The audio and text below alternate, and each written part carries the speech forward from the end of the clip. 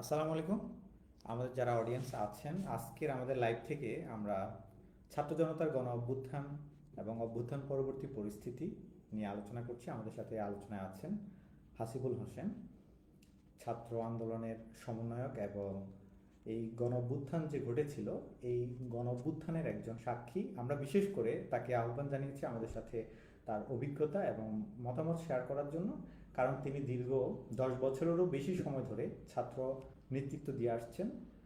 হাসিব ভাই, আমরা অল্প সময়ের মধ্যে আপনার কাছ থেকে কিছু ইনফরমেশন নেব এবং আপনার মতামত শুনবো। শুরুতেই আমি আপনার কাছ থেকে এখানে আসলে আমরা আমাদের তথ্য এবং আমাদের অভিজ্ঞতাগুলোকে প্রায়োরিটি দেব। সে প্রেক্ষিতে ছাত্র জনতার এই যে গণ অভ্যুত্থান হয়ে গেল, এই বিপ্লবের বিষয়টা আপনার দৃষ্টিকোণ থেকে এটা কি আসলে জনতার হাতে আছে নাকি ছাত্রদের হাতে আছে, অথবা এটাকে আপনি কিভাবে দেখছেন? জি, ধন্যবাদ জনাব তারেক। আমি আপনার মাধ্যমে ধন্যবাদ জানাচ্ছি বাংলাদেশের সর্বস্তরের বিপ্লবী ছাত্র জনতাকে, অভ্যুত্থান পরবর্তী সকল ছাত্র জনতাকে অভিনন্দন জানাচ্ছি যে একটা নতুন বাংলাদেশে তারা আছে। জনাব তারেক, আপনি যে বিষয়ে প্রশ্ন করেছেন, আমাদের যে অভ্যুত্থান পরবর্তী দেশের যে অবস্থা, তারা বললেন যে আমাদের এই অভ্যুত্থান যেটা পরবর্তী, আমাদের অবস্থাটা কি আমাদের জনগণ বা ছাত্রদের হাতে আছে কিনা, এই যে বিষয়টা বললেন জনাব তারেক, আপনি বিষয়টা একটা যৌক্তিক বিষয়, যৌক্তিক সময়ে বললেন। আসলে আছে কিনা এই বিষয়টা বুঝতে বা সরাসরি আমাদের ক্লিয়ার হতে আরো কিছু সময় লাগবে। এই জন্য সময় লাগবে কারণ হলো, আমাদের যে ব্যবস্থাটা রয়েছে, যে স্বৈরাচারী ব্যবস্থাটা, আমাদের যে প্রজন্মটা রয়েছে, বিশেষ করে আজকের এই স্বৈরাচারী আন্দোলনে যারা সামনের সারিতে অগ্রণী ভূমিকা পালন করেছে, ছাত্র সমাজ, এরা যে সিলেবাসে বড় হয়েছে, যা দেখে বড় হয়েছে, পুরো সেশনটাই ছিল স্বৈরাচারের সেশন। 2008 শেষ দিকে এই স্বৈরাচারী সরকার যখন ক্ষমতায় আসে, তখন থেকে 2024 সাল, এই বড় একটা সময়, প্রায় 16 থেকে 17 বছরের যে সময়টা, পুরোটাই তারা স্বৈরাচারের দোসরদের দেখেই তারা বড় হয়েছে। যার কারণে প্রতিটা সেক্টরেই স্বৈরাচারের আধিপত্য বিরাজ করছে। সেই ক্ষেত্র থেকে একটা ভিন্নতর বাংলাদেশে আসার পরেই আমরা এত খুব সহজে আমরা এই কথাটা বলতে পারবো না যে এটা আসলে ছাত্র সমাজের হাতে পুরোপুরি আছে কিনা বা জনতার হাতে এখনো আছে কিনা। তবে হ্যাঁ, আমরা এখানে আস্থার জায়গা থেকে বলতে পারি যে আসলে একটা সিস্টেমটা ব্রেক করে নতুন একটা সিস্টেমে যেতে হলে একটা সময়ের ব্যাপার। তো সে জায়গা থেকে যেহেতু একটা সিস্টেম, স্বৈরাচারের একটা অধ্যায়ের পতন হয়েছে, এখন একটা নতুন অধ্যায় এসেছে। এখানে ছাত্র, যুবক, জনতা প্রত্যেকের কাতারে এখনো পুরোপুরি যে তাদের হাতে বা তাদের আয়ত্তাধীন আছে, আমি এই কথাটা শতভাগ বলতে পারি না। তবে এটা আমরা বলতে পারি যে এখনো এতটা আমরা আস্থার জায়গা থেকে আমরা অতটা হতাশ না হয়ে বলতে পারি যে যে সিস্টেমেটিক ওয়েতে অগ্রসর হচ্ছি আমরা, আমরা আশা করছি যদি এই সিস্টেমেটিক ওয়েটাকে আরেকটু ডেভেলপ করা যায়, আরেকটু চিন্তার সাথে অগ্রসর হওয়া যায়, তাহলে আমরা প্রত্যাশা রাখতে পারি যে এই যে নতুন স্বাধীনতা, এটা আশা করি ইনশাআল্লাহ নতুন এক অধ্যায়ের সূচনা করবে। জি, অবশ্যই। আর আমাদের আরেকটা প্রশ্ন এটার সাথে সম্পর্ক, সেটা হচ্ছে ছাত্র আন্দোলন বা ছাত্র জনতার গণ অভ্যুত্থান ঘটেছে এবং এটি বাংলাদেশের দ্বিতীয় স্বাধীনতা হিসেবে অনেকে চিহ্নিত করছেন, আমরা উদযাপন করছি। কিন্তু এটাকে কি আসলে অন্তর্বর্তীকালীন যে সরকার, তারা এটাকে গণ অভ্যুত্থান কিংবা বিপ্লবের মর্যাদায় বা বিপ্লবের দৃষ্টিভঙ্গিতে উপস্থাপন করছে কিনা? বিশেষ করে বর্তমান সরকারের যারা উপদেষ্টা এবং বর্তমান সরকারের যে পরিকল্পনায় এখন আমরা দেশ চালানো দেখছি, সেখানে কি আপনি মনে করছেন ছাত্ররা সেটি দেখতে পাচ্ছে যে তাদের জনতার যে গণ অভ্যুত্থান ছিল সেটিকে সত্যিকার অর্থেই গণ অভ্যুত্থান এবং বিপ্লব হিসেবে চিহ্নিত করে সরকার তার সিদ্ধান্ত বাস্তবায়ন করছে বা তার পরিকল্পনা সাজাচ্ছে কিনা? হ্যাঁ, ধন্যবাদ জনাব তারেক।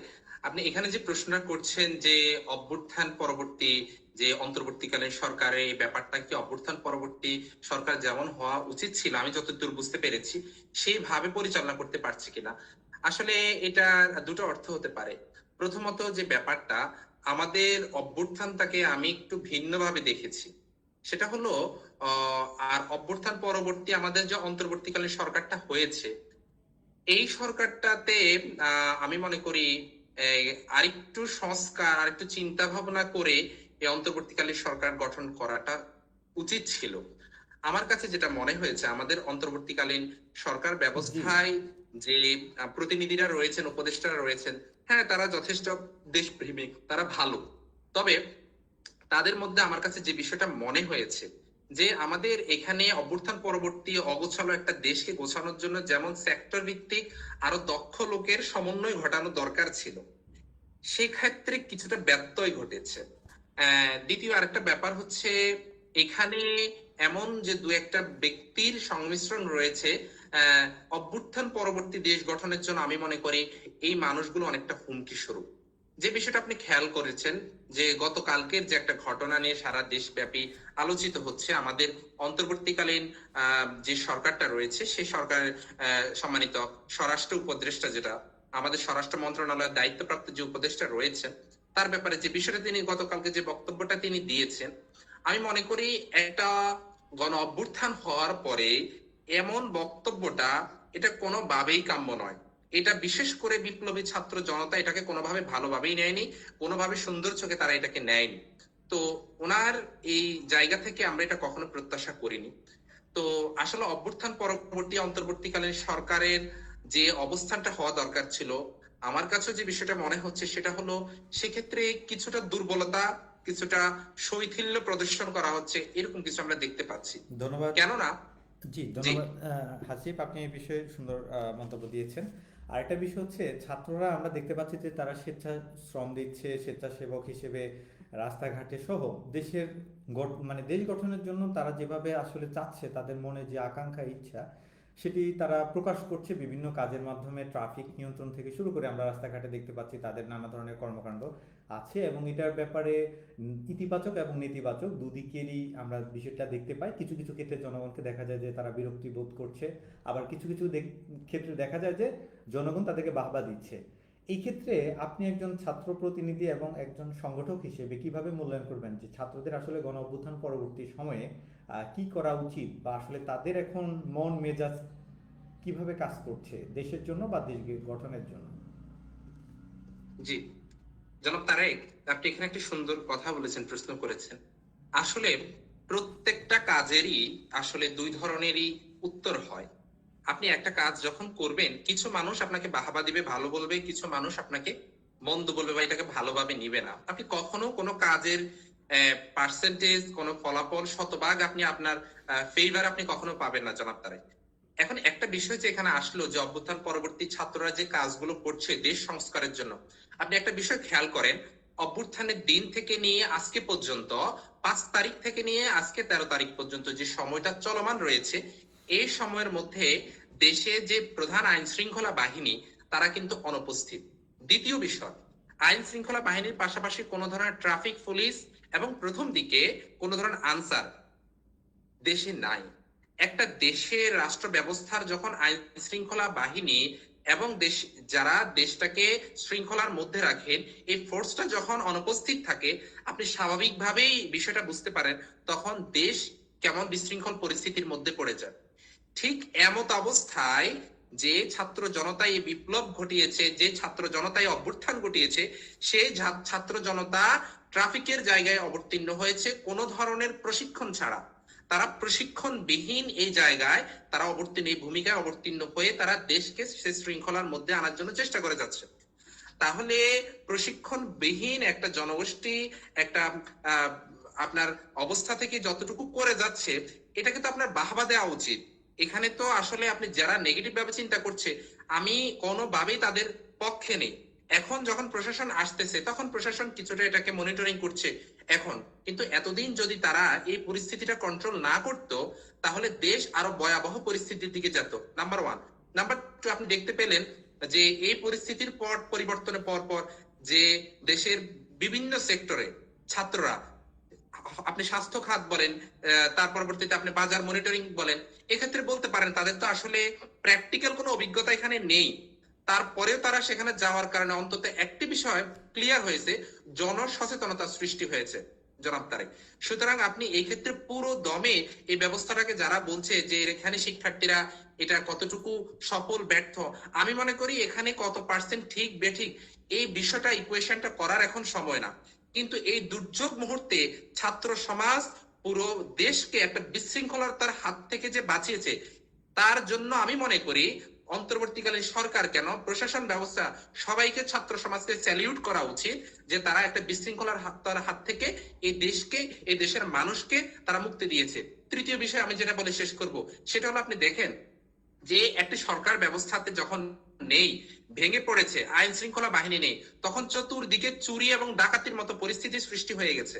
সেখানে প্রত্যেকটা জায়গায়, পাড়া মহল্লায় ছাত্র জনতা, শ্রমিক, যুবক, তরুণরা ঐক্যবদ্ধভাবে একত্রিত হয়ে তারা নিজেদেরকে এখানে স্বেচ্ছাসেবকের ভূমিকা অবতীর্ণ হয়ে তারা বিনা পারিশ্রমিকে তারা সমাজকে, পাড়া মহল্লাকে তারা পাহারা দিয়েছে। এই বিষয়টাকে আপনি অবশ্যই প্রশংসার জায়গা থেকে দেখতে হবে। আর যদি আপনি সে জায়গা থেকে না দেখে যদি আপনি ভিন্ন চোখে দেখেন যে এটা কতটুকু ভালো হচ্ছে, এটা তো আগেই ভালো ছিল, তাহলে মনে করতে হবে যে যে যারা এই ধরনের কথা বলবে তারা প্রকারান্তরে স্বৈরাচারকে তারা সমর্থন করছে। জি, ধন্যবাদ জনাব হাসিব। এখানে আরেকটা গুরুত্বপূর্ণ প্রশ্ন, আমার মনে হয় অভিজ্ঞরা এই প্রশ্নটি করে থাকেন বা তারা এটা নিয়ে আলোচনা করছেন, যে রাজনৈতিক যে একটা শূন্যতা তৈরি হয়েছে, এই রাজনৈতিক শূন্যতার কারণেই কিন্তু মানুষের মনে এখন শঙ্কা বা সন্দেহ অনেক বেড়ে গিয়েছে। বিশেষ করে আমরা দেখতে পাচ্ছি গত কয়েকদিন থেকে দেশের পরিস্থিতি আবারও ঘোলাটে হতে পারে কিনা বা গণ অভ্যুত্থান বিপ্লব বেহাত হয়ে যায় কিনা, এ নিয়ে অনেক ধরনের শঙ্কা সংশয় সৃষ্টি হয়েছে এবং অনেকেই অনেক ধরনের কথাবার্তা বলছে নিয়ে। কিন্তু এই যে এই বিষয়গুলোতে তো আসলে শিক্ষার্থী বা সাধারণ ছাত্র বা জেনারেশন জেড বলতে যাদেরকে বোঝানো হয়, তারা এত গভীর জ্ঞান রাখেন না। আমরা ইতিমধ্যে দেখেছি সোশ্যাল মিডিয়াতে তাদের বিভিন্ন ধরনের মন্তব্য। বিশেষ করে যেহেতু এই জেনারেশন একটা সময়ে অনেক বেশি রাজনৈতিক বিমুখ ছিল, রাজনীতি পছন্দ করতো না, সে এই সময়টাতে দেশ গঠনের জন্য আসলে বা এই রাজনৈতিক শূন্যতা পূরণের জন্য তাদের কি আসলে অত গভীরভাবে চিন্তা করা বা শিক্ষা নেওয়া বা তাদের চিন্তা পরিকল্পনাকে সাজানোর মতো সেই মানসিকতা আছে কিনা? আপনার এই যে মাঠ পর্যায়ে গিয়ে আপনার কি মনে হয় যে তাদের এই মানসিকতা আছে যে তারা রাজনৈতিক কোনো প্ল্যাটফর্মের সাথে যুক্ত হয়ে দেশ গঠনের কাজ করবে, নাকি তারা এইভাবে আসলে যেভাবে সময়ের স্রোত যাচ্ছে সেই স্রোতের সাথেই তারা চলতে থাকবে? কি মনে হয় আপনার? জি, আহ জনাব তারেক, আমাকে শুনতে পাচ্ছেন? জি জি, শুনতে পাচ্ছি। জি, আপনি যে বিষয়টা বলছেন, হ্যাঁ, এটা সত্য যে আসলে স্বৈরাচার পরবর্তী যে সময়, অভ্যুত্থান পরবর্তী সময়ে একটা রাজনৈতিক শূন্যতার সৃষ্টি হয়েছে। তবে আমি আপনাকে আশ্বস্ত করতে চাই যে আশা করি আমরা যেটা প্রত্যাশা রাখছি, আমি একটা কথা প্রথমে বলেছি, আমি এত দ্রুত হতাশ হতে চাচ্ছি না বা আমি অনাস্থা জ্ঞাপন করতে চাচ্ছি না। আসলে প্রত্যেকটা জায়গারই, প্রত্যেকটা সরকারের বলি আমরা, প্রত্যেকটা সেক্টরের শতভাগ আসলে আপনার আমাদের কাঙ্ক্ষিত যেটা আমরা প্রত্যাশা করি, প্রত্যাশার জায়গায় শতভাগ ফিল আপ হয় না। তবে সেটা যদি শতভাগ না হয়, তারপরও যদি আমাদের প্রত্যাশার জায়গার কাছাকাছি হয়, তাও আলহামদুলিল্লাহ।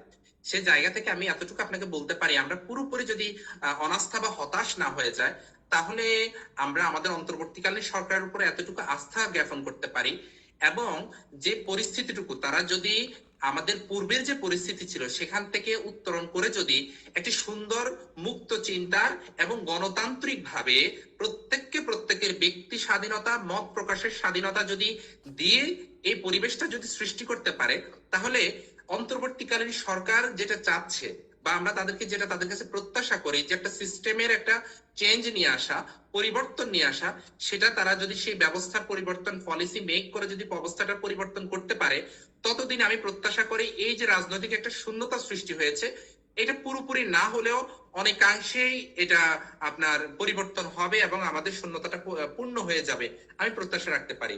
কারণ হলো আসলে স্বৈরাচার দীর্ঘদিন আমাদের উপর চেপে থাকার কারণে যে ব্যাপারটা ঘটেছে, সেটা হলো সুস্থ ধারার যে রাজনৈতিক চর্চা, এটা দীর্ঘদিন করতে পারে নাই।